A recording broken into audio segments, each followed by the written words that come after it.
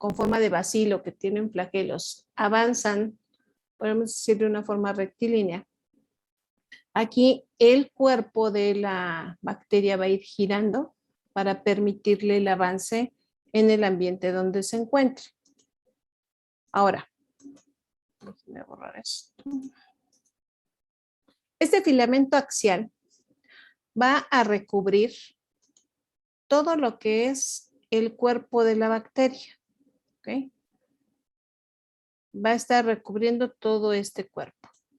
Dentro de este filamento axial vamos a encontrar una serie de endoflagelos, ¿sí? Que son estas estructuras circulares que se encuentran en el espacio periplásmico. Por encima de este filamento axial, aquí vamos a encontrar membrana externa. Las espiroquetas son bacterias gram negativas. ¿Sí? No se van a teñir fácilmente con grama, precisamente por la presencia de este filamento axial. ¿Sí? No le permite que tome esa coloración. Veremos que para observarla se utilizan otras técnicas. ¿Ok? Entonces, todo lo que son los endoflagelos, que son los que van a permitir el movimiento de esta bacteria, se van a encontrar en el espacio periplásmico. Y aquí depende mucho de la bacteria el número de endoflagelos que llegue a tener. Entonces, les decía que este filamento axial va a rodear el cuerpo de la bacteria, originando que los movimientos, ¿sí? Que el cuerpo de la bacteria esté girando, pero a su vez, la flexión de estas ondulaciones va a permitir que esta bacteria pueda avanzar, se pueda desplazar. ¿Ok? Entonces, aquí sí hay una diferencia entre filamento axial y lo que son los flagelos. ¿Sí? Lo que revisábamos de flagelos en cuanto a estructura, de que si tenían anillos, que si se insertaban en membrana citoplasmática, en peptidoglicano, etc. Aquí es completamente distinto.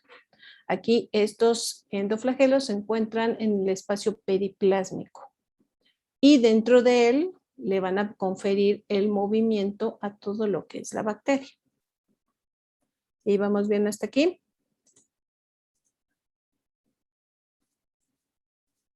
Sí, profesora. Sí, doctora. Ok. Bueno, en el caso de las espiroquetas, vamos a ver que dependiendo muchas veces el género, estas ondulaciones que vemos aquí, déjenme tomar otro color, tienden a ser mucho más separadas o tienden a ser mucho más pegadas. ¿Sí?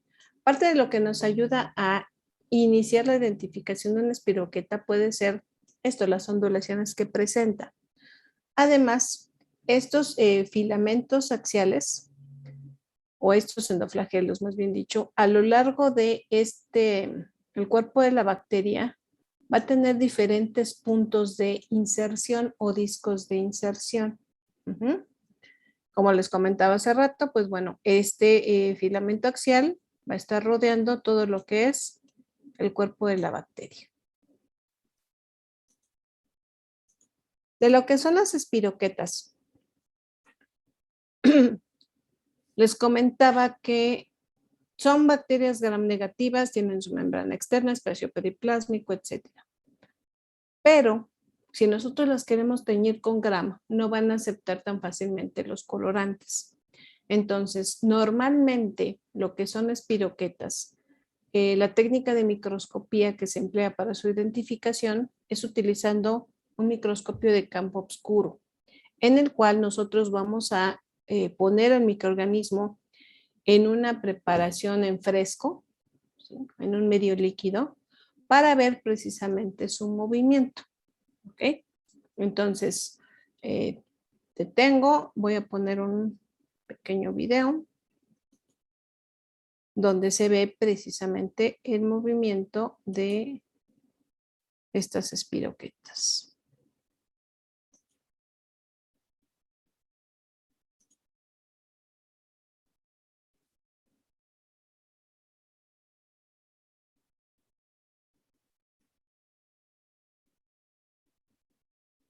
Ok, ahí ya se ve el video.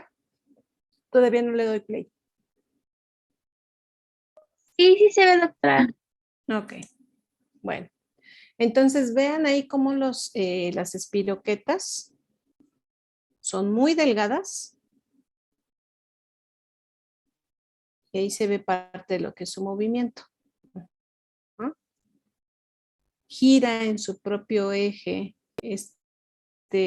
esta célula para poder avanzar.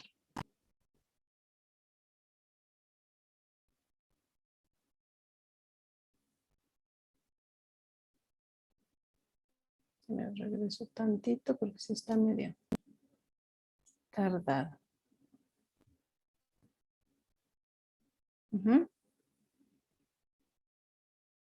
Entonces, si recuerdan cuando les puse a bacterias flageladas, pues avanzaban a lo largo del campo. Vean aquí cómo va a girar el cuerpo de la bacteria para poderle permitir que vaya avanzando.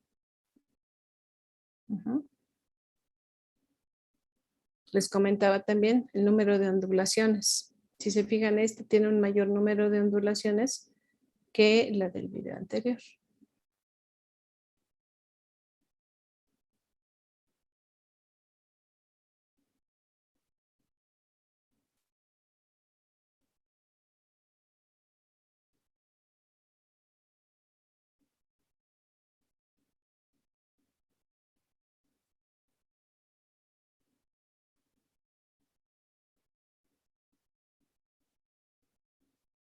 Vean cómo se va flexionando y va girando para ir avanzando la célula. ¿Ok? Entonces, en el caso de las espiroquetas, vamos a ver que para este tipo de bacterias su principal método de diagnóstico va a ser a través de la observación de la muestra o del cultivo en un medio líquido. Nos ayudamos de un microscopio de campo oscuro para observar todas estas características. De lo que son espiroquetas, vamos a revisar al menos dos que son de importancia médica veterinaria. Esta es la más importante, que es Leptospira, con su especie interrogans. Leptospira, que fue la mayor parte de las bacterias que ahorita vimos en el video. Vamos a ver que en su estructura las espirales tienden a estar más pegaditas, ¿sí? Más apretadas, ¿ok? Les decía que en el caso de las espiroquetas llegan a medir hasta 20 micras de largo y allí en el video se veía claramente un microorganismo bastante alargado. Posee 2 flagelos periplásmicos. En su cuerpo va a tener de 3 a 5 discos de inserción o sitios donde se van a unir estos endoflagelos. Y en el caso de Leptospira interrogans, al observarla al microscopio, se menciona que lo que son sus extremos tienen forma de gancho. Eso es parte de lo que nos puede ayudar desde siendo una muestra a sospechar del microorganismo, cómo es su morfología. Son bacterias aerobias estrictas y bueno, el movimiento ya ahorita lo acabamos de ver. Están rotando y esos movimientos de flexión y ondulación le permiten a la bacteria poder avanzar.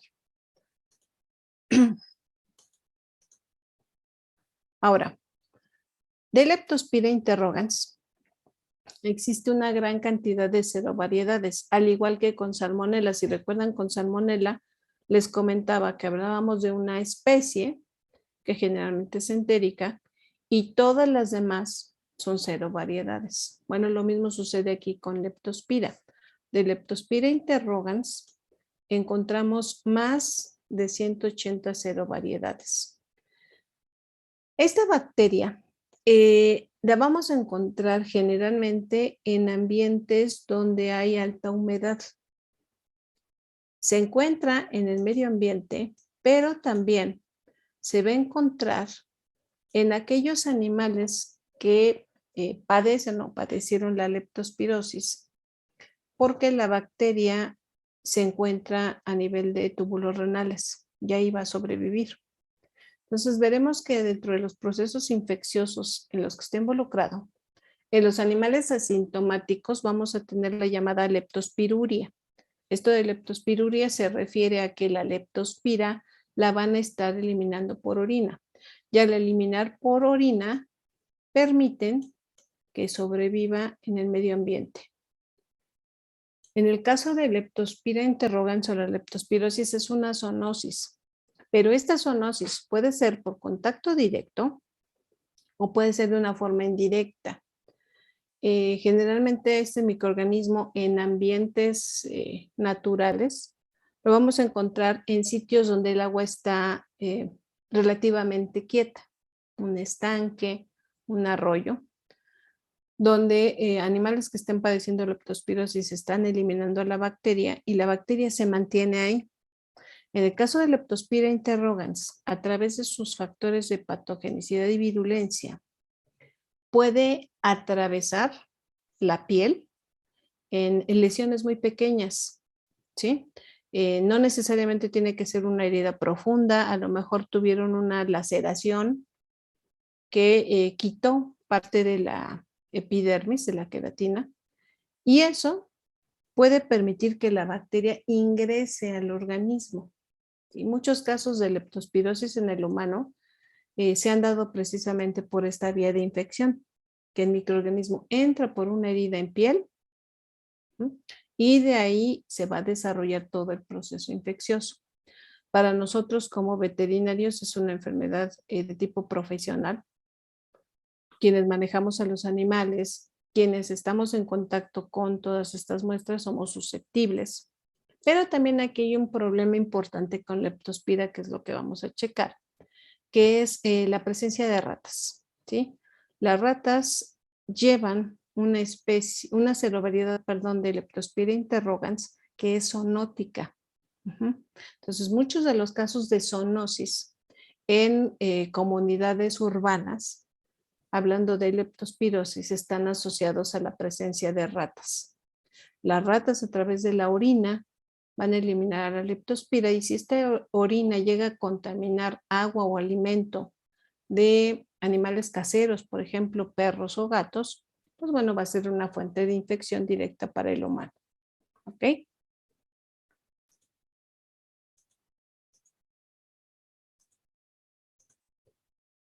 Ahora, al igual que con salmonela, cuando nosotros hablamos de las serovariedades, podemos encontrar que esta serovariedad viene con mayúscula y ya castellanizada. ¿Ok? Repito, lo que comentaba en el caso de salmonela, que salmonela se maneja la serovariedad con mayúscula y ya castellanizada, quiere decir que no estaba en cursiva, que no va subrayado. Lo mismo se puede aplicar aquí para leptospira, ¿sí? Entonces pueden encontrar que aparece leptospira interrogans en cursiva, subrayado, etcétera. Y lo que es la serovariedad ya viene con mayúscula y con letra normal. Hay algunos que todavía la manejan de esta forma, en cursiva. ¿Sí? Ambos métodos son aceptados. Entonces, de serovariedades de Leptospira interrogans hay una gran cantidad. Las que a nosotros nos interesan por afectar a animales domésticos y al humano son las que están en este cuadro.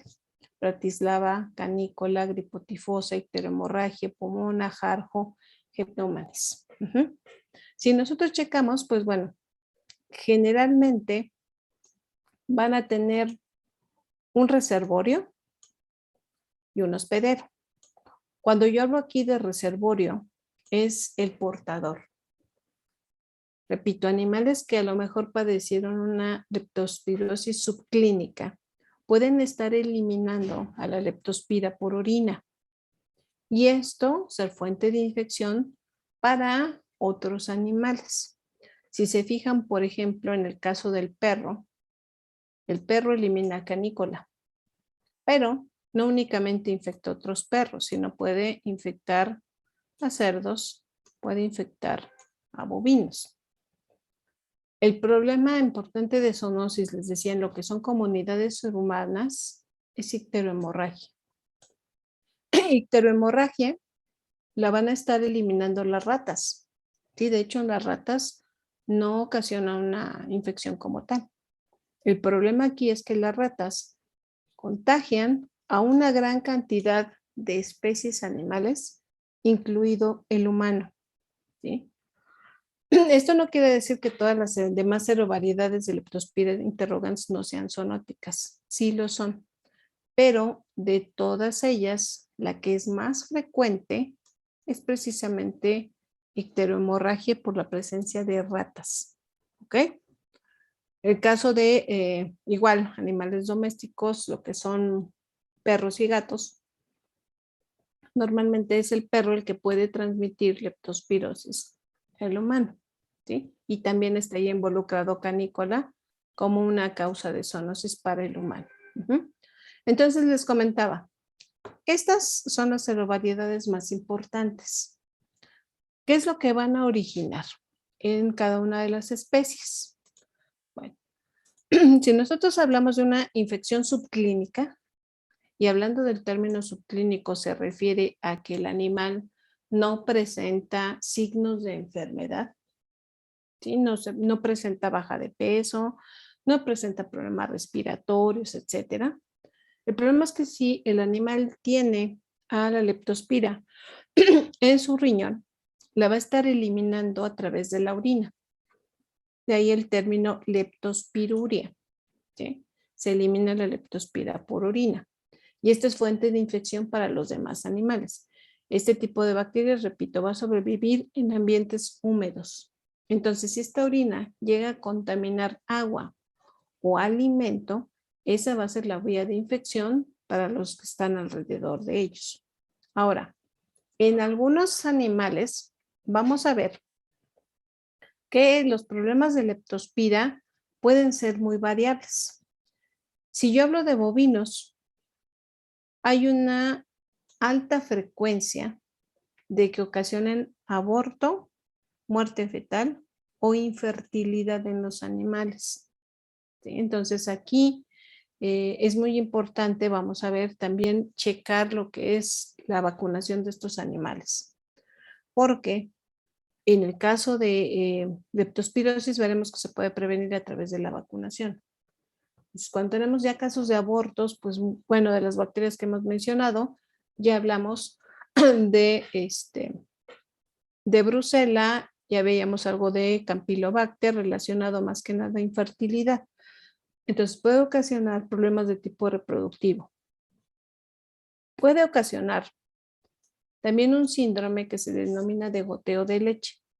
No es tanto una mastitis, ¿sí? Normalmente en el caso de los bovinos, cuando se lleva a cabo el ordeño, posterior al proceso, se va a formar una especie como de taponcito, un sello, ¿sí? Para que este esfínter del pezón no permita que se establezcan ahí microorganismos ni que ingrese nada.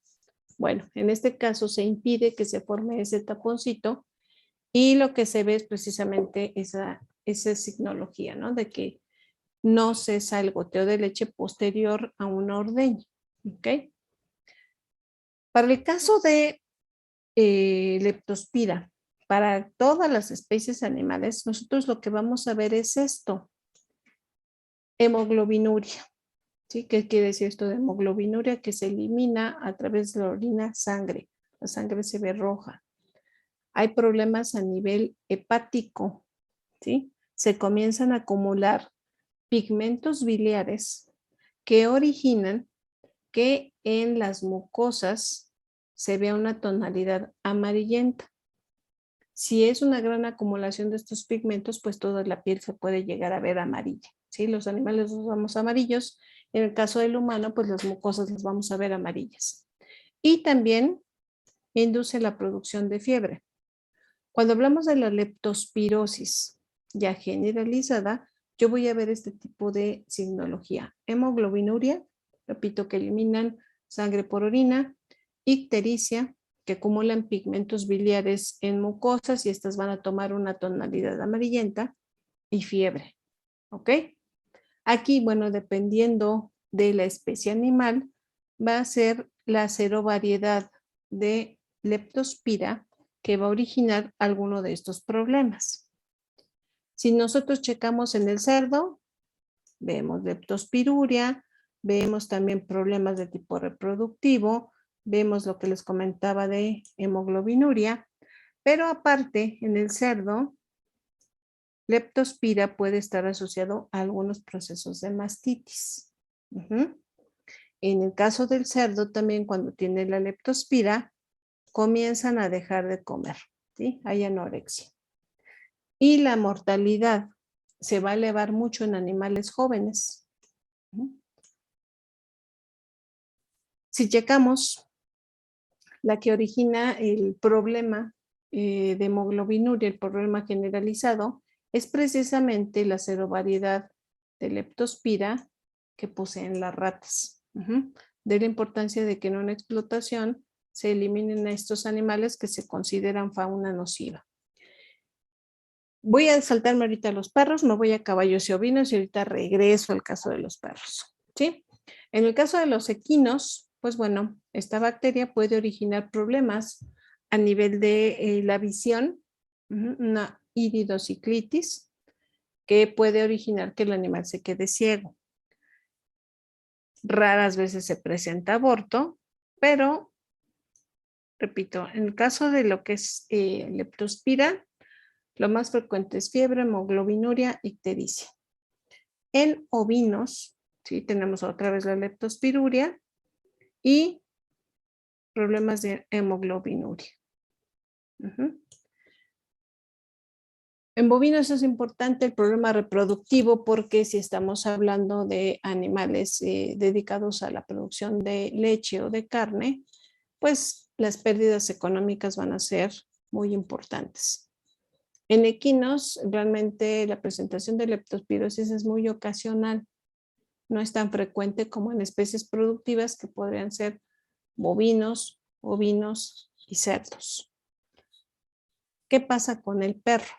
Bueno, con el perro, aquí, como vemos en el cuadro, va a depender de la serovariedad de leptospira, el tipo de proceso infeccioso que veamos.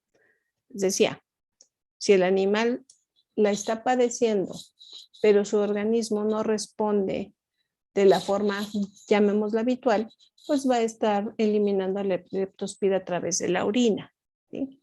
Y esto es un problema porque si son animales que están conviviendo directamente con nosotros, recordemos que dentro de los hábitos que tienen los perros, es precisamente limpiarse lo que son genitales. Entonces, por ahí, en ese tipo de limpieza, se pueden llevar leptospira a la boca y de ahí llega directamente al humano. ¿Ok? Dependiendo, les decía, lo que va a ser la serovariedad de leptospira va a ser lo que yo voy a observar. Generalmente cuando está icterohemorragia involucrada, perdón. Cuando está icterohemorragia involucrado es donde voy a ver lo característico de leptospirosis, ¿sí? La ictericia, la fiebre. El caso de la enfermedad hemorrágica aguda, dependiendo de la cantidad de leptospiras que se encuentren en el animal, pueden llegar a conducir a la muerte. En el caso de canícula o icterohemorragia, cuando tenemos sangre tanto en heces como orina, realmente este proceso tiende a ser un poquito más crónico. En estos animales nosotros lo que vamos a ver es que las mucosas se ven completamente amarillas. Ese es el signo que nos hace sospechar de la presencia de leptospira. En el caso de la tipo urémica, aquí se produce una gran cantidad de estos cuerpos cetónicos que van a originar úlceras en lo que es cavidad oral, ¿sí? La estomatitis ulcerativa. Esto va a originar un daño muy importante al riñón y aquí el animal sí se nos va a llegar a morir, ¿sí? Y aquí está involucrada canícula. Cuando estamos hablando de perros que están en explotaciones por ejemplo, de bovinos, que es donde está gripo tifosa, pues bueno, en estos podemos ver casos de hepatitis donde está asociada a leptospira. Entonces, ¿qué es lo característico de leptospira? Leptospira va a afectar hígado, va a afectar riñón y en general nosotros la podemos diagnosticar a nivel clínico porque en las mucosas vamos a ver precisamente que se ven amarillas o amarillentas. Aquí tenemos, por ejemplo, un riñón afectado por leptospirosis, que aquí y en la pelvis renal generalmente se ve como un engrosamiento del tejido, precisamente porque por la invasión de leptospira al riñón. ¿Sí? Entonces, ¿qué es lo que vamos a ver ya en una necropsia? Pues el hígado también está muy aumentado de tamaño. Y a veces, tanto el hígado como el vaso, que es el que está aquí, pueden estar completamente hemorrágicos. Algo muy importante con leptospirosis, les decía en un inicio, es que es un problema zoonótico. Cuando nos topamos con él en una explotación, lo que nosotros debemos de hacer es utilizar todas nuestras medidas de bioseguridad para evitar estar en contacto directo con nuestras muestras. Les decía, una lesión a lo mejor, vamos a hablar de una sencilla, como cuando se llegan a cortar con hojas de papel. Esa laceración, así de pequeña, que híjole, sí nos duele bastante, pero no es tan profunda, esa laceración puede ser una vía de entrada para leptospira. Entonces aquí sí es muy importante ser muy precavidos tanto en el manejo del animal como en el manejo de sus muestras, porque nosotros podemos llegar a adquirir esta leptospirosis. Y repito, esta bacteria se va principalmente a hacer lo que es el hígado y los riñones. Dependiendo, como hemos visto, dependiendo del cuadro clínico que yo vea, pues va a ser la muestra que voy a enviar. Si sabemos que la bacteria se va hacia el riñón, pues bueno, una de las muestras características va a ser la orina. Sangre se va a tomar generalmente cuando el animal esté presentando fiebre. Cuando el animal presenta fiebre, puede ser sospecha de que el microorganismo ya esté migrando por torrente sanguíneo. Ahora, recordemos, o se les dijo en laboratorio, que la muestra de sangre para un estudio bacteriológico no puede llevar EDTA, porque el EDTA inhibe a muchas bacterias. Entonces aquí cuando se quiere hacer una identificación, un aislamiento de leptospira a partir de muestras de sangre, se utilizan como anticoagulantes la heparina o el oxalato de sodio. ¿Okay? Si el caso fue de un aborto, de lo que es el feto vamos a obtener el contenido vomasal y los cotiledones de la placenta o descargas uterinas. Generalmente son este tipo de muestras las que se toman para el aislamiento bacteriano. Si yo quiero evidenciar la presencia de leptospira en este riñón, me regreso al anterior, de este riñón, pues lo que nosotros necesitamos hacer son cortes histológicos y hacer tinciones. Del riñón va a ser un poco más difícil que lleguemos a aislar a leptospira. ¿Ok? Generalmente, y ustedes checan las muestras, son muestras de tipo líquido. Como les comentaba, lo más fácil, lo más rápido es hacer una microscopía directa.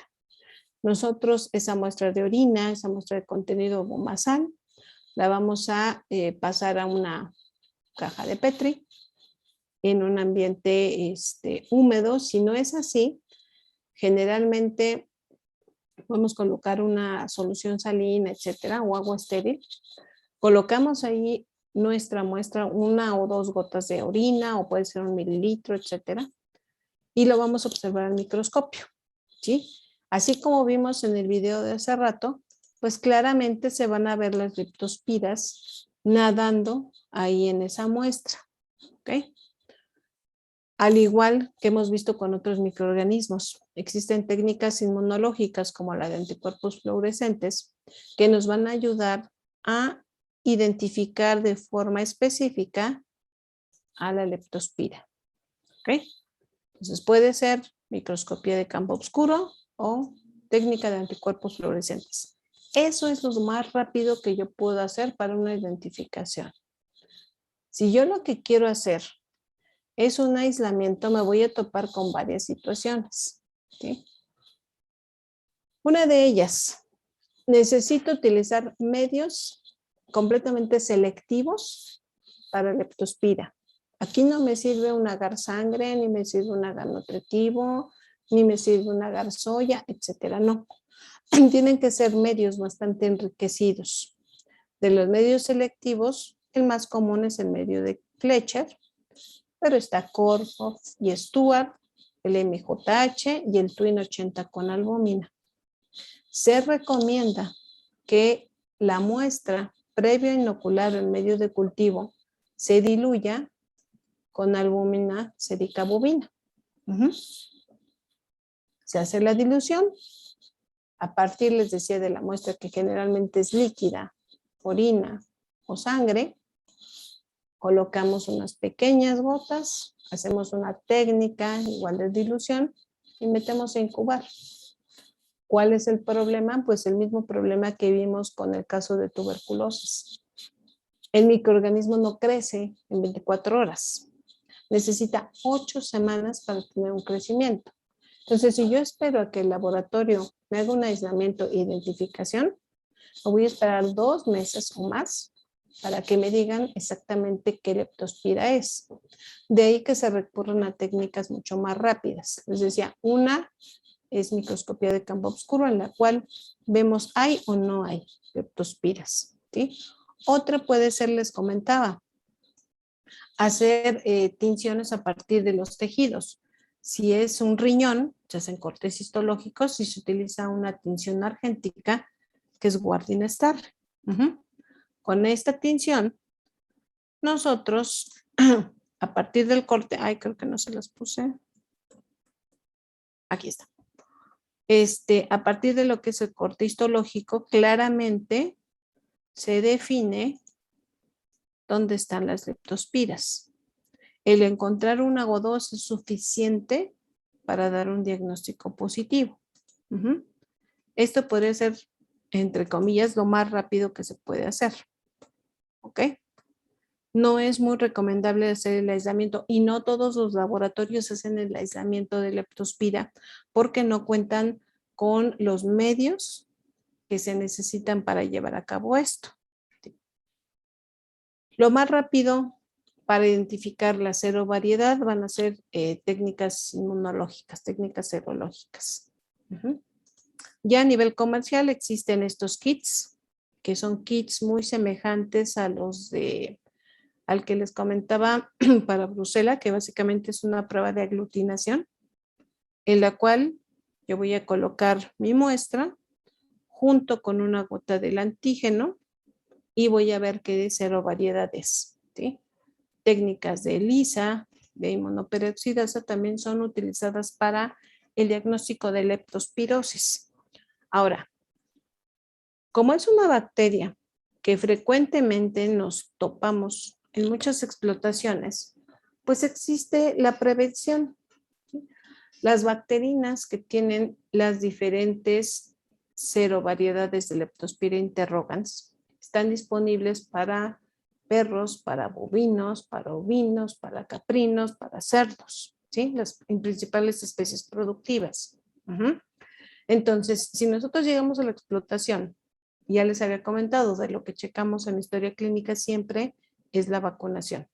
Si no existe el registro de esto, pues lo más seguro en lo que estamos viendo en los animales es una leptospirosis, ¿no? Y aquí se tiene que controlar porque, insisto, es una zoonosis que puede ser de tipo profesional, de manejar directamente el animal, o si estas bacterias llegan a lagos, a estanques, y hablemos de que son sitios vacacionales, o pueden ser sitios vacacionales, pues la probabilidad de que alguien se llegue a infectar es muy elevada. En el caso del humano, pues bueno, no existe una prevención.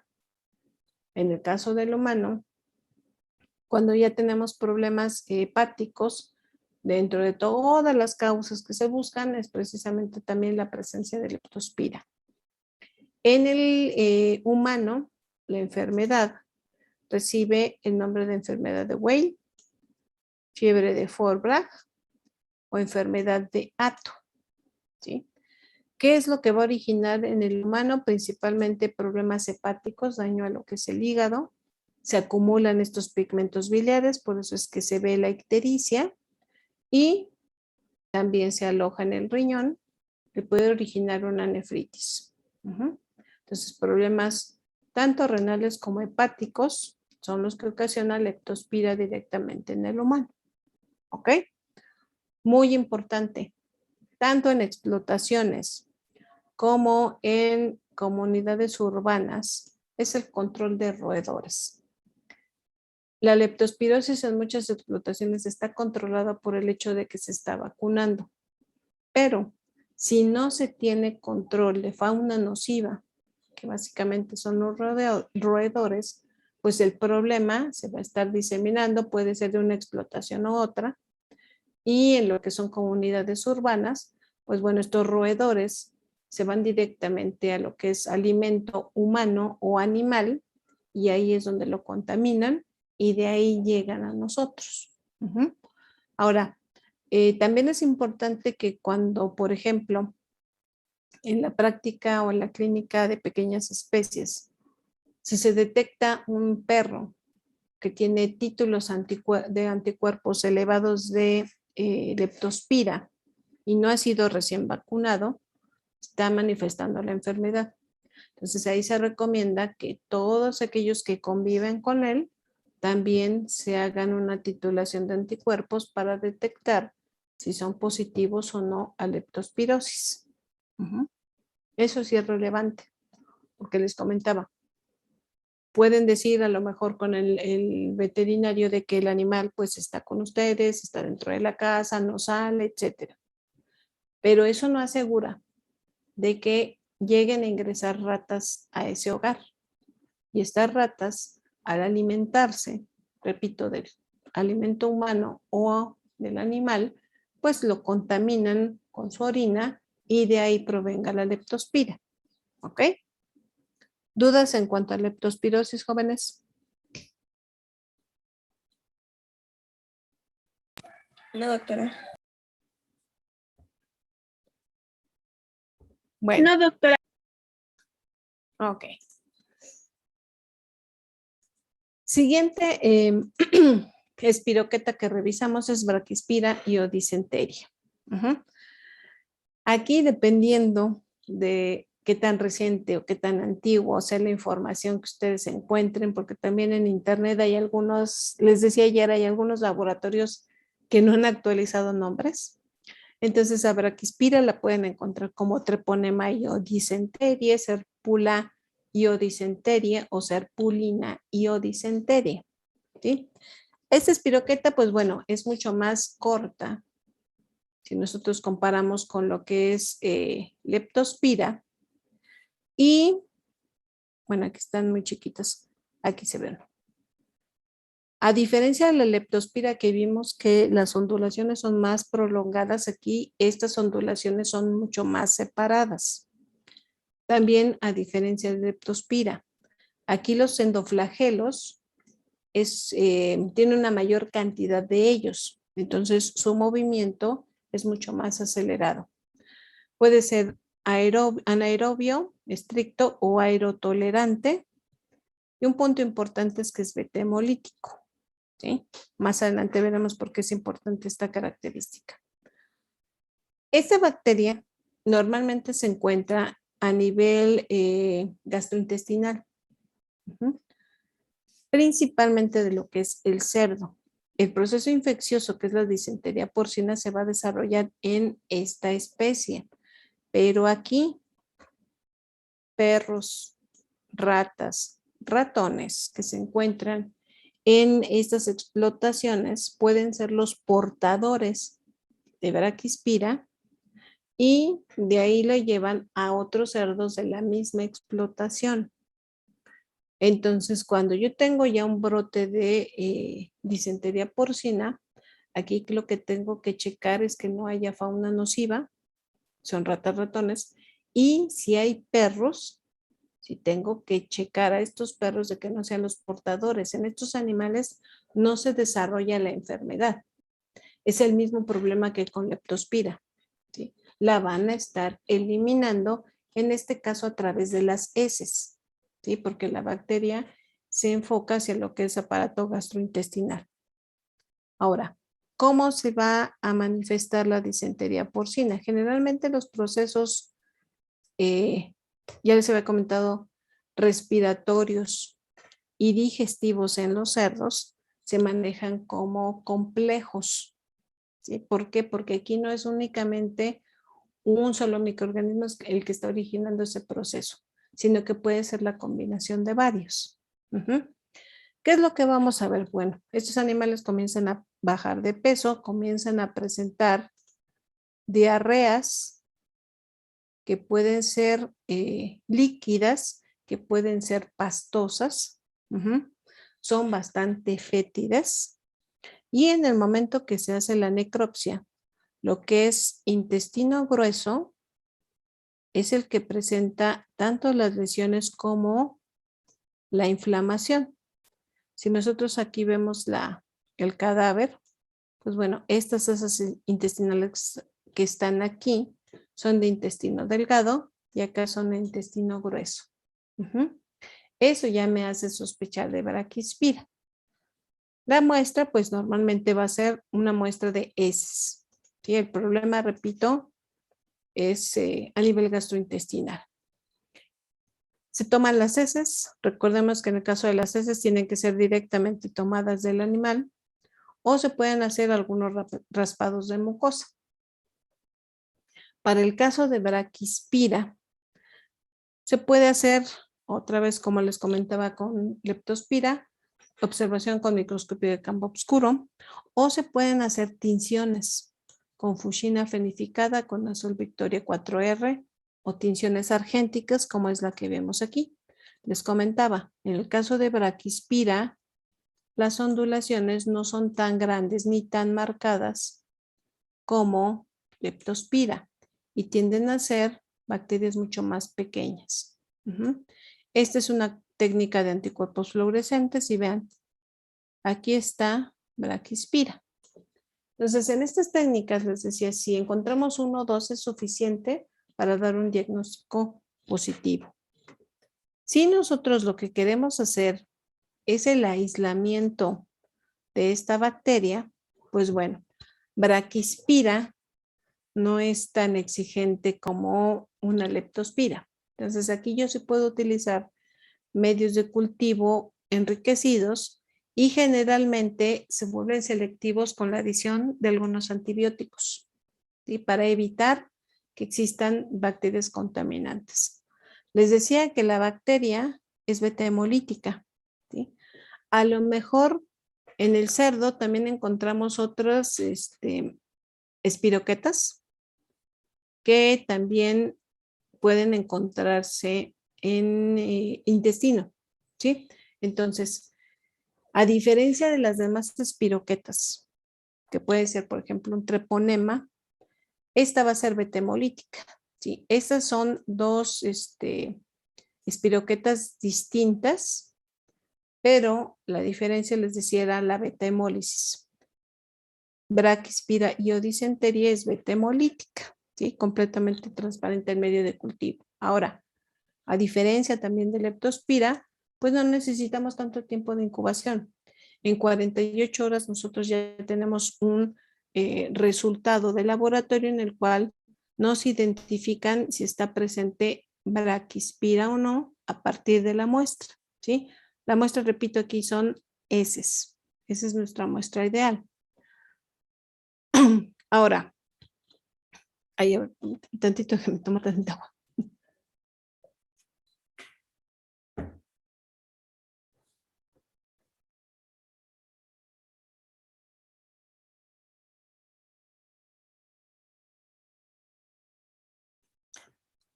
Ahora, ¿qué se tiene que hacer para prevenir esta infección? Principalmente controles sanitarios.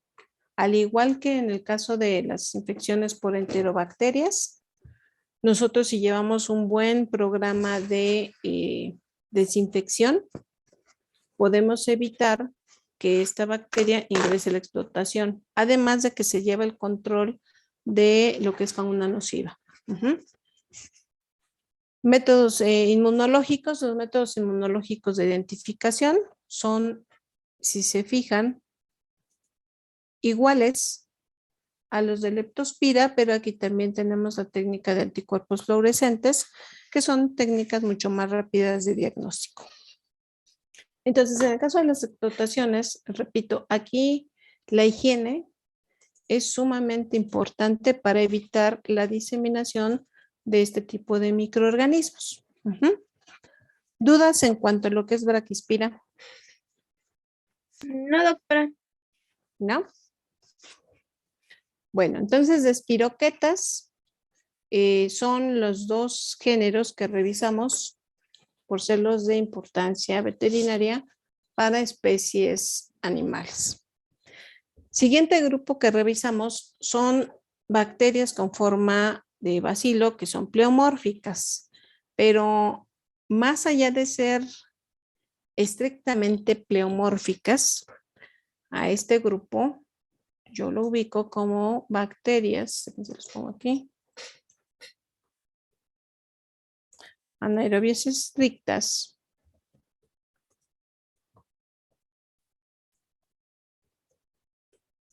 no esporuladoras.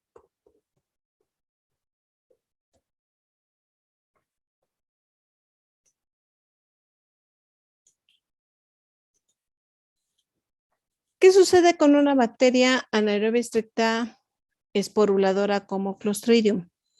Cuando Clostridium está en un ambiente adverso que no le permite estarse reproduciendo, la bacteria pasa a su fase de espora y va a sobrevivir en ese ambiente hasta que las condiciones sean las adecuadas y se dé la germinación y otra vez se vuelva a reproducir.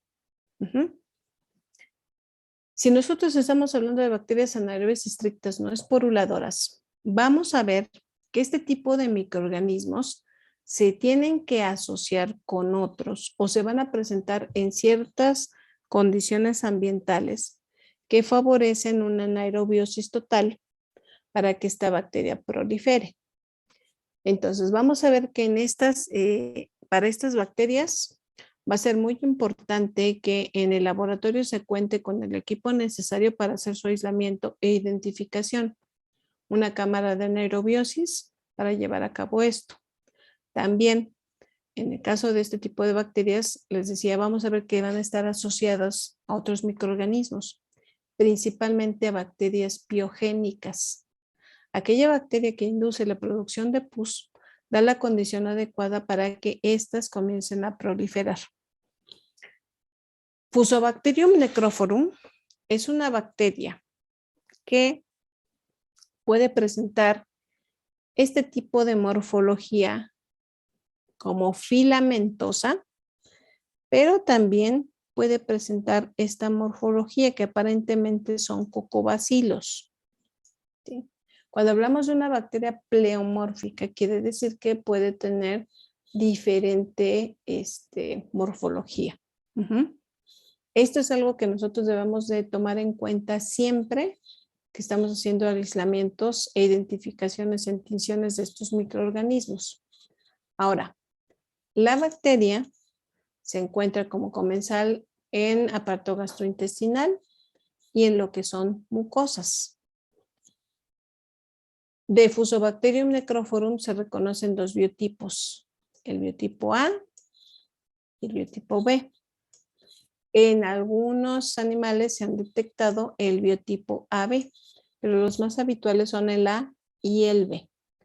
En el caso del biotipo A, vamos a ver que esta bacteria se aloja en el hígado. Entonces va a estar asociada a la formación de abscesos hepáticos en él. En el caso del biotipo B, se encuentra en el rumen y es el sitio donde va a originar la lesión. Pero veremos que Fusobacterium no únicamente ocasiona problemas dentro del organismo, sino también fuera de él.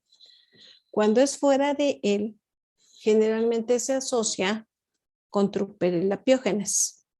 ¿Sí? Si ustedes recuerdan cuando hablábamos de bacterias gram positivas, cuando hablábamos de Trupperella, les comentaba que en Europa se conoce que esta bacteria es la principal causa de mastitis, ¿sí? La mastitis del verano.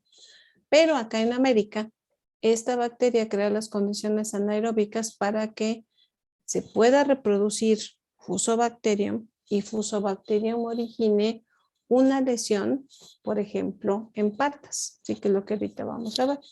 ¿Ok? Entonces, Fusobacterium necrophorum, vamos a ver que ocasiona principalmente problemas en rumiantes, ocasionalmente en cerdos, quinos, gallinas y conejos. ¿Sí? Los principales problemas que vamos a tener con Fusobacterium necrophorum va a ser en rumiantes. Ahora, si nosotros estamos hablando de que el microorganismo se encuentra en hígado, aquí Fusobacterium necrophorum, al igual que vimos con Clostridium nobgi tipo B, se puede presentar o desarrollar la infección cuando está presente un parásito. ¿Alguien recuerda cuál era?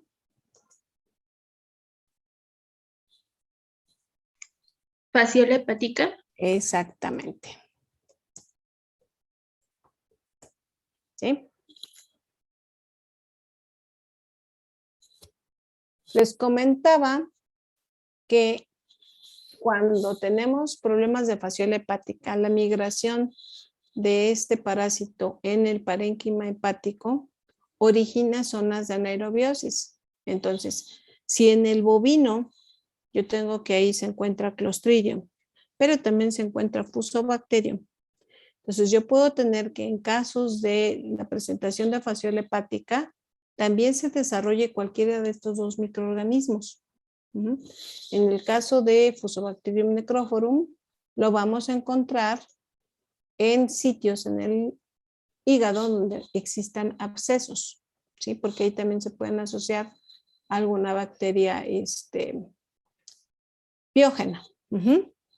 Pero aquí, repito, lo importante es la presencia de fasciola hepática.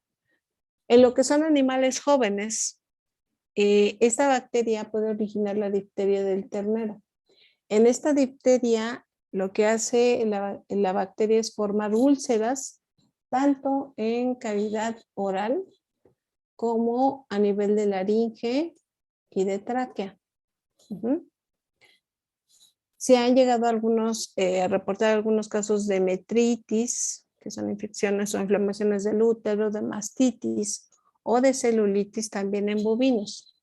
Pero lo que encontramos frecuentemente tienden a ser los abscesos hepáticos. Y como les comentaba, en épocas de lluvia, cuando prolifera fasciola, es cuando podemos ver este tipo de infecciones. En el caso de los ovinos, esta bacteria fuera del organismo va a ocasionar problemas principalmente en patas, ¿sí? Para el ovino.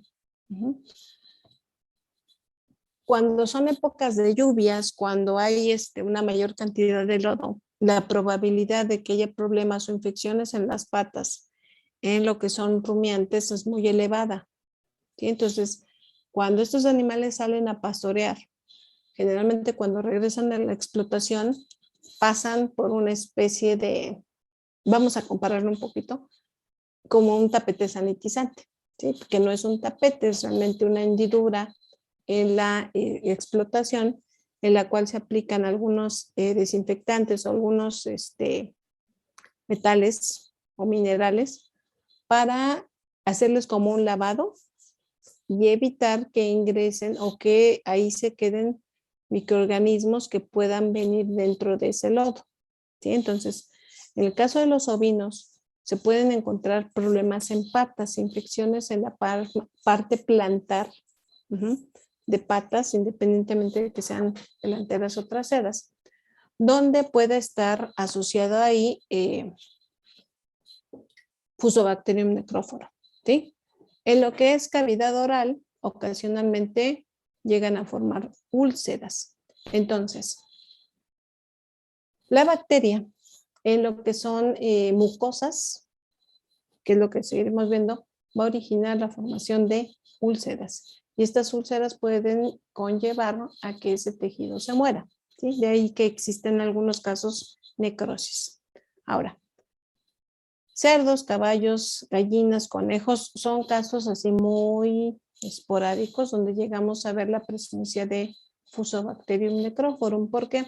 Porque en muchas de las explotaciones se evitan el tipo de problemas donde esta bacteria prolifera, ¿sí? En el caso del cerdo, pues el tipo de instalación no permite que se formen áreas donde haya alta humedad. Entonces ahí yo no voy a tener problemas de patas. A lo mejor podemos tener problemas a nivel intestinal o a nivel igual hepático, ¿sí? Y aquí no está asociado con fasciola hepática, ¿sí? En el cerdo no hay problemas con fasciola hepática.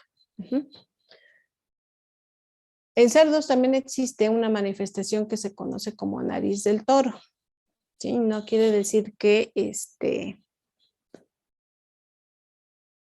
se vea como un toro, sino que se oscurece lo que es la trompa, dándole ese aspecto como si fuera un bovino. Y ese oscurecimiento está dado por una necrosis, originada por la proliferación de esta bacteria en lo que es la mucosa nasal, en la trompa del cerdo. En equinos, pues bueno, normalmente son problemas igual en patas, donde podemos llegar a encontrar a Fusobacterium, o también en lo que son, se me fue el término, las canillas, me parece, o bueno, lo que sería ya la pata, no el, vamos a hacer un comparativo, se me fue el nombre, no la pezuña, ¿sí? Sino no en la pezuña, sino ya en la pata, se puede presentar una necrobacilosis, ¿sí? Que básicamente es tejido necrótico. Esto originado por heridas, ¿sí? Recordemos que en el caso de las heridas, cuando no se detectan a tiempo y no se hace una adecuada antisepsia, el mismo proceso de cicatrización puede crear la condición anaerobia para que muchos microorganismos proliferen dentro de ella. Entonces ahí puede ser el caso de Fusobacterium. Aves, cuando tienen una infección por virus pox, puede ser una causa secundaria, una difteria, que son, repito, úlceras en lo que son las mucosas, y ocasionalmente en conejos, igual una necrobacilosis. Pero les decía que Fusobacterium, frecuentemente el problema lo vamos a encontrar en rumiantes, y es a nivel hepático o a nivel de patas, ¿sí? Esta es otra imagen de lo que es el hígado. Esta es la migración por fasciola. Todo esto. Y estos son los abscesos hepáticos. Entonces, en este sitio es donde llegamos a aislar a Fusobacterium. Les decía que la migración de fasciola en el parénquima hepático es la que permite, vean, aquí están los abscesos. Y esto es que se ve más blanquecino, es la migración de fasciola. Eso es lo que permite que la bacteria prolifere. Y les comentaba, problemas en patas. En lo que es la parte plantar de las pezuñas, vamos a encontrar una infección. Estas infecciones frecuentemente son en épocas de lluvia, cuando se acumula aquí lodo, y el lodo crea la condición ideal de anaerobiosis para que prolifere la bacteria. Aquí también pueden estar asociadas pequeñas heridas en este sitio que permiten la entrada de la bacteria. ¿Okay? Para el caso de estas bacterias, les comentaba, va a ser muy importante que el laboratorio cuente con el equipo para llevar a cabo el aislamiento de bacterias anaerobias estrictas. Si nosotros queremos hacer el aislamiento, por ejemplo, de los abscesos hepáticos, pues bueno, vamos a tomar ese tejido, ese hígado, vamos a cortar un fragmento y del absceso del interior vamos a tomar la muestra. Si, por ejemplo, es un problema de patas, pues bueno, con una jeringa nos ayudamos para obtener la pus y en esa pus debe de ir fusobacteria. Para su inoculación vamos a utilizar, ya habíamos comentado, con el caso de Clostridium, medios sumamente enriquecidos, el carne cocida, que es el primer aislamiento para bacterias anaerobias estrictas, puede ser el caldo tioglicolato, puede ser el agar sangre enriquecido con una serie de nutrientes, y el tiempo de incubación son 48 horas. Muy importante que se lleve a cabo en un sistema de anaerobiosis total. A diferencia de un Clostridium, que el Clostridium va a esporular si hay alta concentración de oxígeno, estas bacterias se van a morir si hay alta concentración de oxígeno. En el caso de las colonias, pues bueno, son colonias pequeñas que pueden tener hemólisis alfa o hemólisis beta. ¿Ok? Ahora, les comentaba en un inicio, estas bacterias son pleomórficas. Ese pleomorfismo nosotros lo podemos ver incluso en el medio de cultivo. Si se fijan en esta placa de agar sangre, aquí tengo colonias grandes, y en esta placa que podría ser a lo mejor una Garzoya tripticaceína o una agar yema de huevo, las colonias tienden a ser más pequeñas si yo las comparo con las superiores, ¿sí? Cuando yo hago la tinción, me voy a topar con que les decía, pueden ser cocobacilos, pueden ser filamentosas o pueden ser cuerpos moniliformes. ¿Qué es esto de cuerpos moniliformes? Que bueno, tienen un aspecto como si fueran levaduras, ¿sí? Si recuerdan, la levadura no es completamente redonda, es como ovalada. Entonces, estas bacterias también pueden presentar esa forma ovalada, ¿sí? O de cuerpo moniliforme. Pruebas de laboratorio, pues bueno, de nitrato indol gelatinasa, agar yema de huevo, ¿ok? Es difícil llegar a hacer los aislamientos de este tipo de bacterias cuando el laboratorio no cuenta con las condiciones para llevar a cabo una anaerobiosis total. Entonces, aquí sí, muchas veces los diagnósticos tienden a ser de tipo clínico. Cuando ya está fasciola presente, ya vimos que pueden ser diferentes microorganismos los involucrados.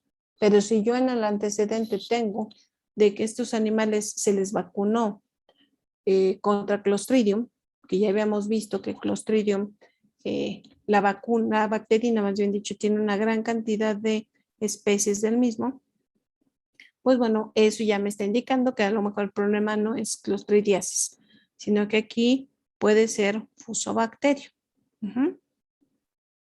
¿Dudas en cuanto a Fusobacterium? Hasta ahorita no, doctora. ¿No? No, doctora. Bueno. Tichelobacter nodosus o Bacteroides nodosus. En el caso de esta bacteria, generalmente son bacilos largos que pueden a veces presentar una forma semejante a lo que son los vibriones. Pueden ser ligeramente curveados, como tenemos acá.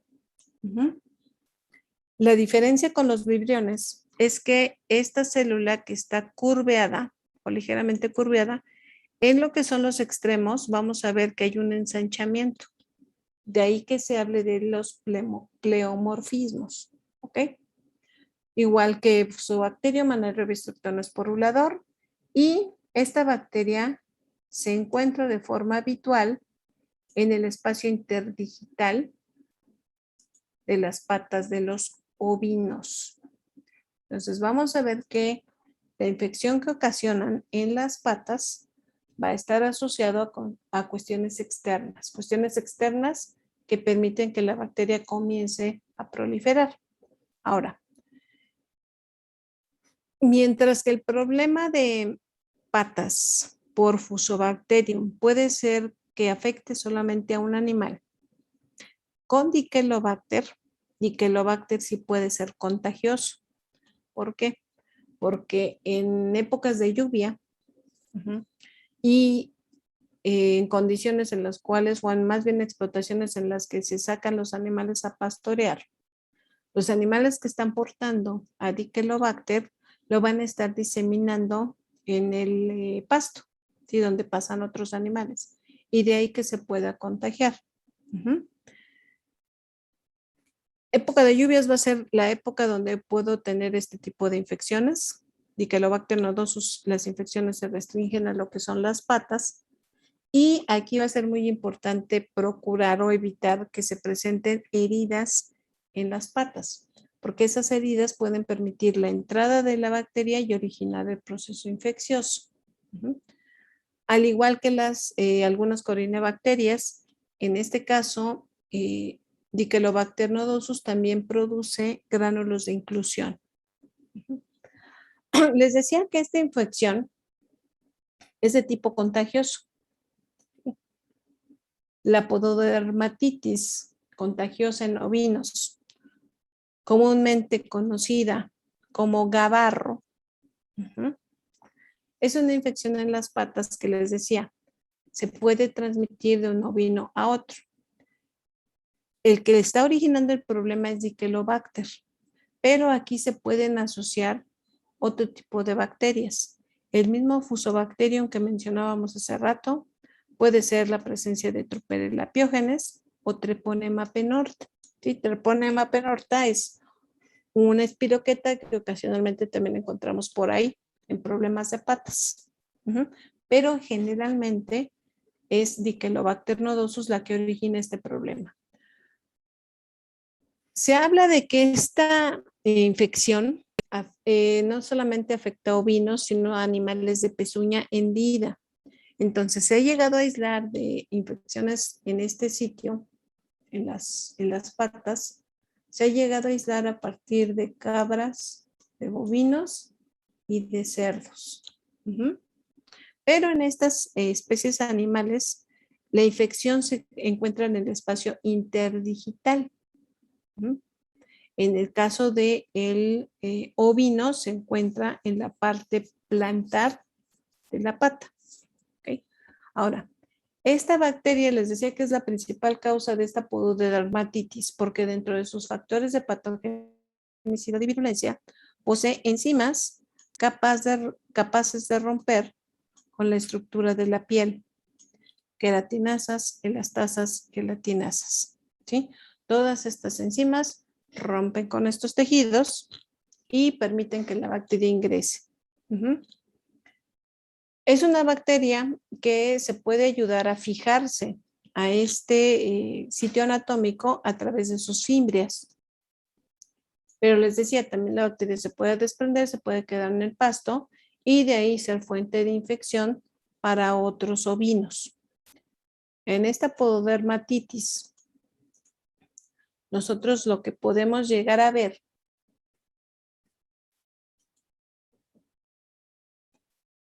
son ulceraciones. ¿Sí? Este es el espacio interdigital, esta es la pezuña.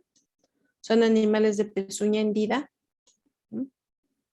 Entonces, en este espacio interdigital, generalmente cuando está Dichelobacter vamos a ver ulceraciones.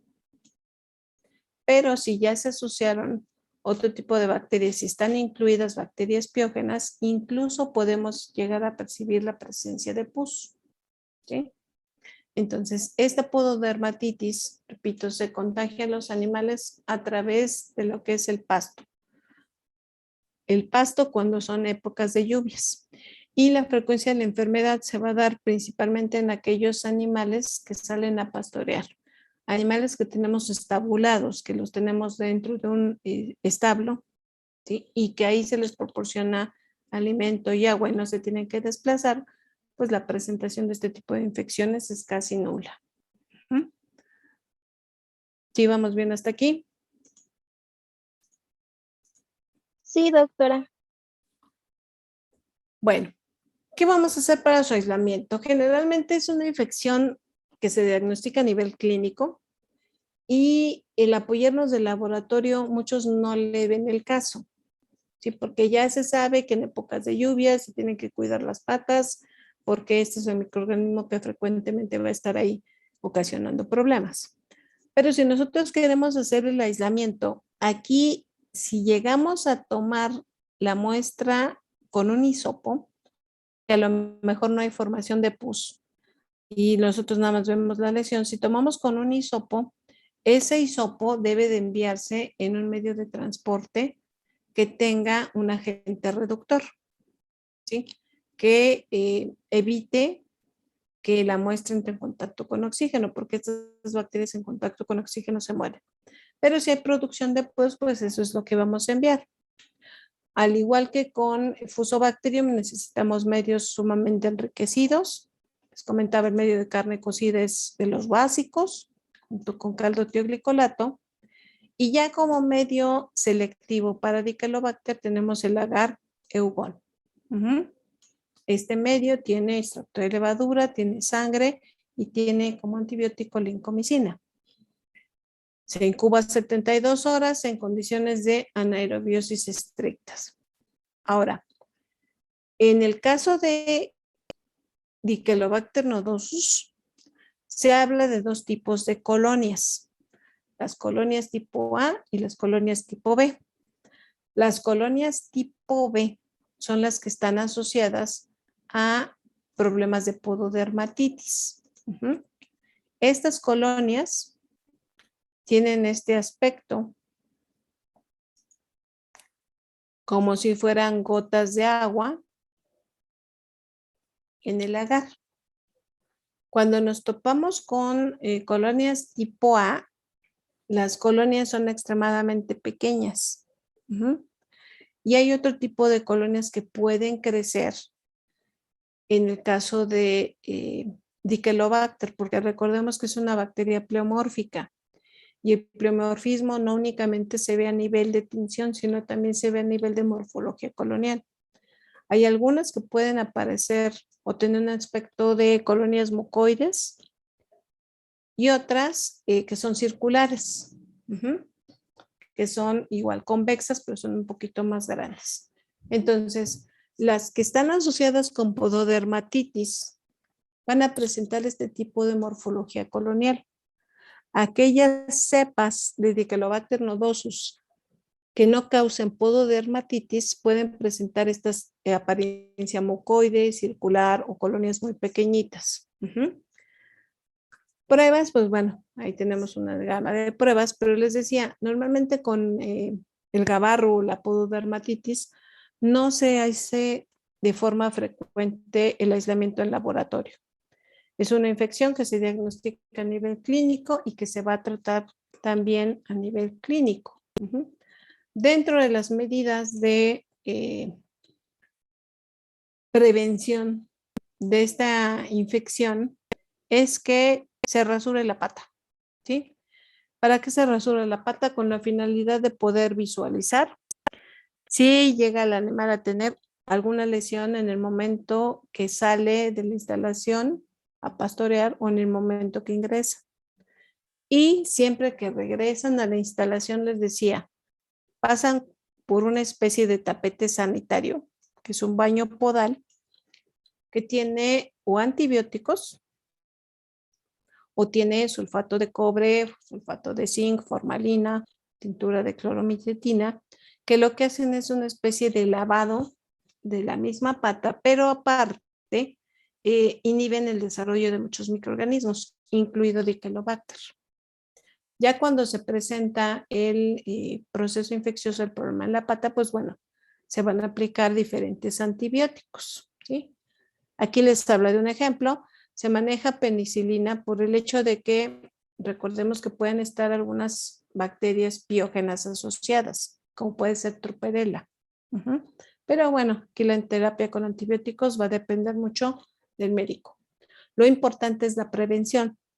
Y les decía, estos problemas en patas frecuentemente los encontramos en animales que están en pastoreo. ¿Dudas en cuanto a Diquelobacter? No, doctora. No, doctora. ¿Cómo dijo Finalmente, que se llamaba? ¿Cobarro? gabarro. Ah, Aquí gabarro. está. Ok. Aquí está. En inglés se conoce como foot rot o gabarro. Gracias. De nada. Bien, de lo que son las bacterias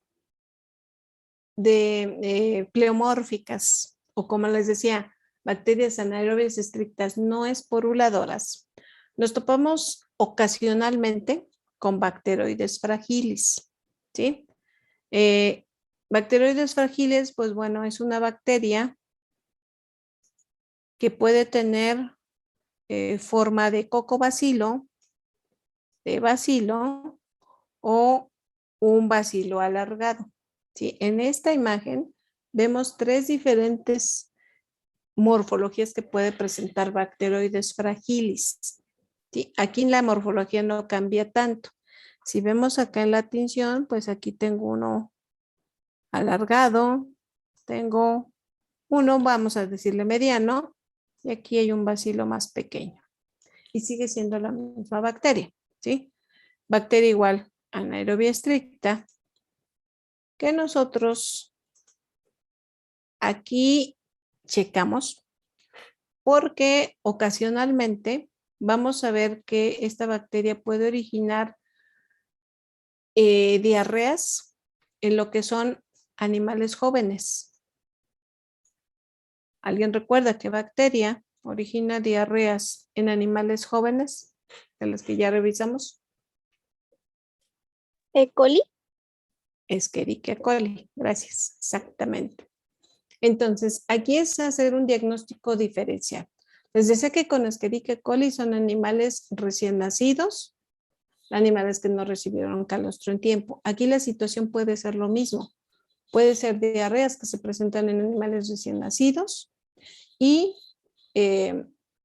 pueden originar la muerte también de los mismos.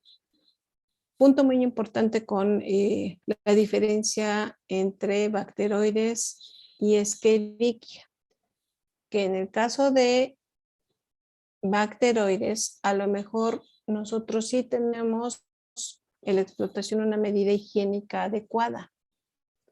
Entonces aquí puede ser que el contacto directo con la madre puede ser la fuente de infección. Les comentaba que en el caso de Escherichia coli, muchas de las condiciones higiénicas son las que favorecen a que la bacteria se pueda desarrollar en el animal. Aquí puede ser la presencia de la madre infectada. Ya en lo que son adultos, en bovinos, pues ocasionalmente en mastitis, en lo que son en cerdos, ocasionalmente formando abscesos en mucosa o en cavidad oral. ¿Ok? Esta bacteria, les decía, su presentación, su índice de frecuencia no es tan elevado, pero es una bacteria que debemos de estar conscientes de que puede estar en la explotación cuando tenemos estas muertes de animales jóvenes y la causa no es Escherichia, ¿sí? Así que puede ser nuestro segundo sospechoso de que nos está originando la muerte de nuestros animales jóvenes. ¿Por qué? Porque las diarreas en un animal joven los deshidrata rápidamente y esto los conduce a la muerte. Repito, con bacteroides pues realmente no hay mucha información en cuanto a lo que es problemas infecciosos, porque es uno de los agentes ocasionales. ¿Qué muestras vamos a tomar? Heces, ¿sí? Aquí lo que se recomienda es que esta bacteria se inocule en agar sangre con esculina. La bacteria es capaz de degradar la esculina. La esculina, recuerden que es la formación de un pigmento oscuro en el medio de cultivo. Importante también incubar en condiciones de anaerobiosis estrictas. ¿Ok? Ahora, sus colonias, que son estas que están aquí, presentan una característica muy interesante. Son colonias circulares, se ven translúcidas, pero se ven anillos o áreas concéntricas donde hay cierta opacidad. ¿Sí? Si usamos un poquito la imaginación, déjenme borrar para que se vea. Esto parece como si fueran ojos. Vean cómo el centro se ve más opaco y la periferia se ve más clara. Es algo que se puede ver en las colonias de bacterias frágiles, pero repito, no es una bacteria de la cual hay una alta incidencia de casos y lo único que nos interesa es para hacer un diagnóstico diferencial o saber qué es otra causa que origina diarreas en animales jóvenes que pueden conducir a la muerte. Nada más. De ahí en fuera un problema significativo en los animales no tiene. ¿Ok? ¿Dudas en cuanto a estas bacterias? No, doctora. No, doctora. ¿No? Bueno, ya casi estamos acabando con las gram negativas. ¿Sí? Vamos a empezar con lo que son ya el último grupo, que son las bacterias gram negativas que son obligadas estrictas o estrictamente intracelulares.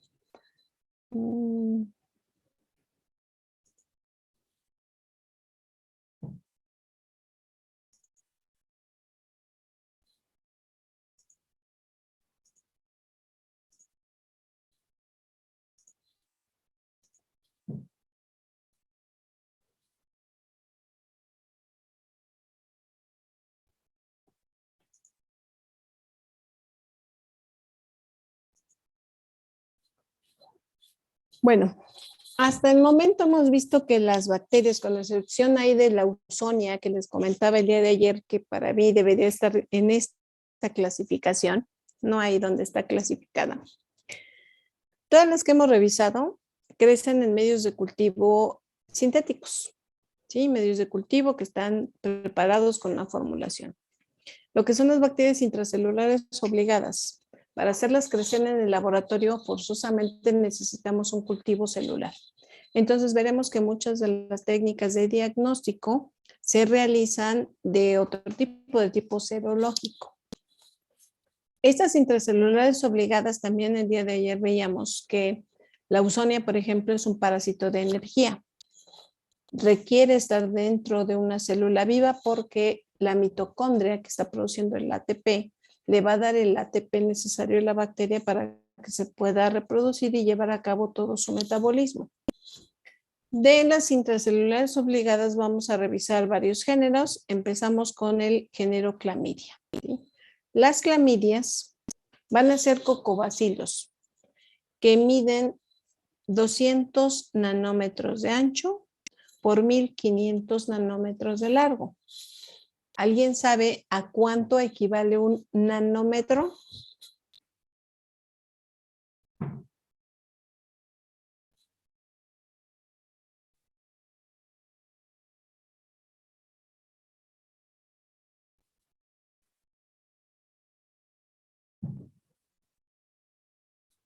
¿Sí me escuchan?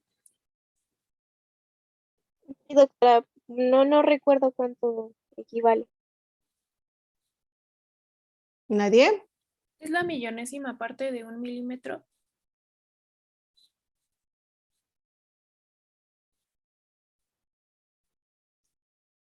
Es la espérame, es que yo me estoy confundiendo. Es la millonésima parte de 1 centímetro. Porque de 1 metro es una 1000 millonésima parte. O sea, lo que son virus que se miden en nanómetros, para poderlos visualizar necesitamos de microscopios electrónicos. Un microscopio convencional, uno de campo, uno de luz, un microscopio de luz, se me fue el nombre, un microscopio compuesto, perdón. En ellos podemos ver hasta micrómetros o hasta micras. En nanómetro vamos a hablar que es la milésima parte de una micra. ¿Ok? Entonces, si estamos hablando de que miden 200 nanómetros a 1500 nanómetros, quiere decir que en una tinción convencional yo no la voy a poder observar. A pesar de que las clamidias son bacterias gram negativas, no se van a teñir con gram.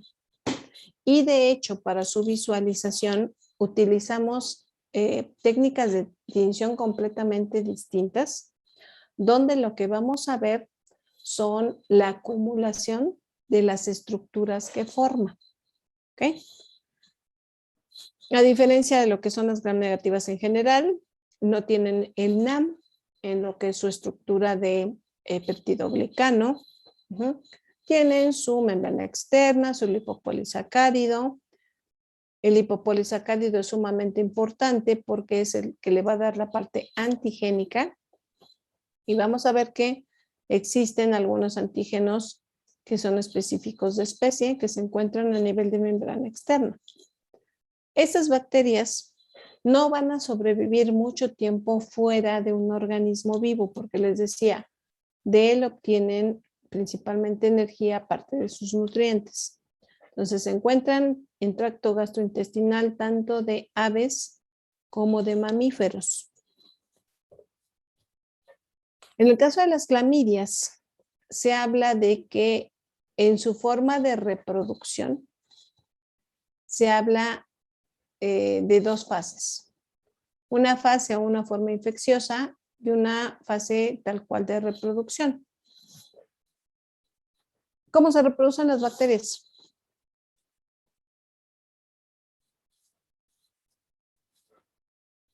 Por fisión binaria. Por fisión binaria. ¿Sí? Si ustedes recuerdan, de una célula se divide y se forman dos. En el caso de lo que son las clamidias y la mayor parte de lo que veremos que son estas bacterias intracelulares obligadas, su forma de reproducción incluye aquí dos fases, una fase infecciosa y una fase de reproducción. ¿Sí? La fase infecciosa es la que llega a la célula y la fase de reproducción es la que se lleva a cabo dentro de la célula. Estas bacterias sobreviven como parásitos intracelulares porque evitan que se forme el fagolisosoma. Recuerden que en la fagocitosis se forma el fagosoma, que es donde va la bacteria, y se tienen que unir los lisosomas para que liberen su contenido. Bueno, las clamidias impiden esto y por eso sobreviven como parásitos intracelulares. Les comentaba que al igual que la ausonia son parásitos de energía. Utilizan el ATP que está produciendo la mitocondria. Por eso es que yo en un medio de cultivo convencional no puedo mantener viva una clamidia. ¿Por qué? Porque ahí no hay células, ahí no hay mitocondrias, no hay una fuente de ATP. Ahorita vamos a hablar de estos cuerpos reticulados. Entonces, para hacer su identificación en el laboratorio, si yo quiero hacer crecer al microorganismo, necesito forzosamente de un cultivo celular o se puede utilizar embrión de pollo. Cualquiera de estos dos sistemas me van a permitir que la bacteria se pueda reproducir.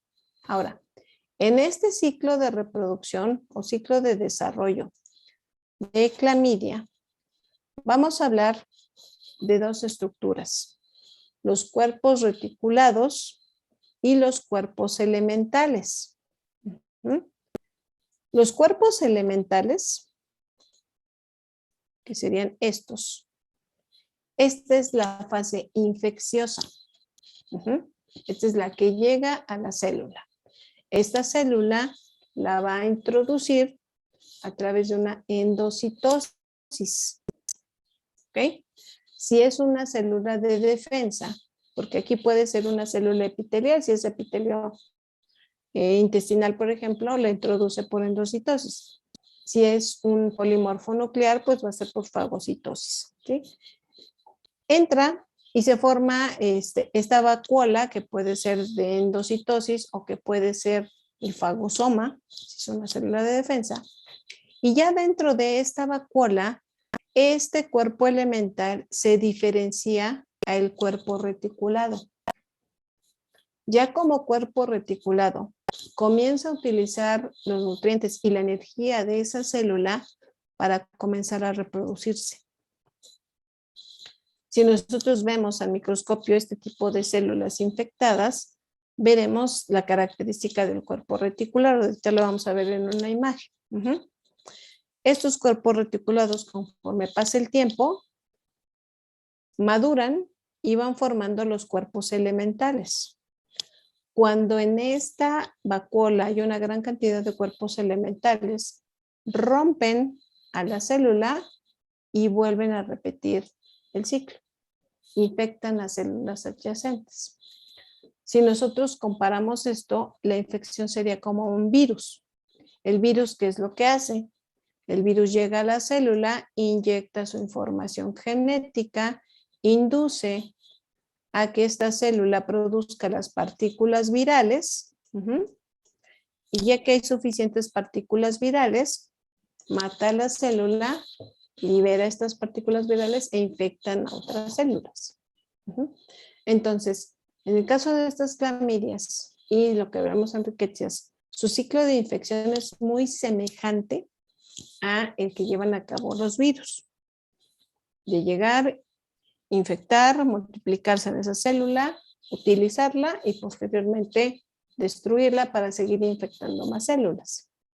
Aquí en el caso de clamidia, este ciclo de desarrollo involucra dos fases. La fase infecciosa, que es el cuerpo elemental, y la fase de reproducción, que es el cuerpo reticulado. Les decía que para el caso de estas bacterias, se hacen técnicas de tinción muy especiales, ¿sí? La tinción de Maquiavelo, Jiménez, Castañeda, van a teñir en lo que son los cultivos celulares a cuerpos elementales y cuerpos reticulados. Cuerpos elementales van a tomar una tonalidad, dependiendo del tipo de tinción, y cuerpos reticulados otra. Si nosotros queremos ver a la bacteria como tal, tendremos que utilizar un microscopio electrónico para ver a esta estructura, ¿sí? Ahora, les decía que estas bacterias no sobreviven mucho tiempo fuera del organismo. Los cuerpos elementales, que repito son la forma infecciosa, solamente van a sobrevivir en ambientes húmedos.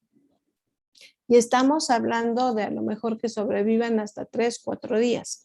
Ya pasado ese tiempo, se van a morir. ¿Por qué? Porque no tienen la energía para seguirse reproduciendo.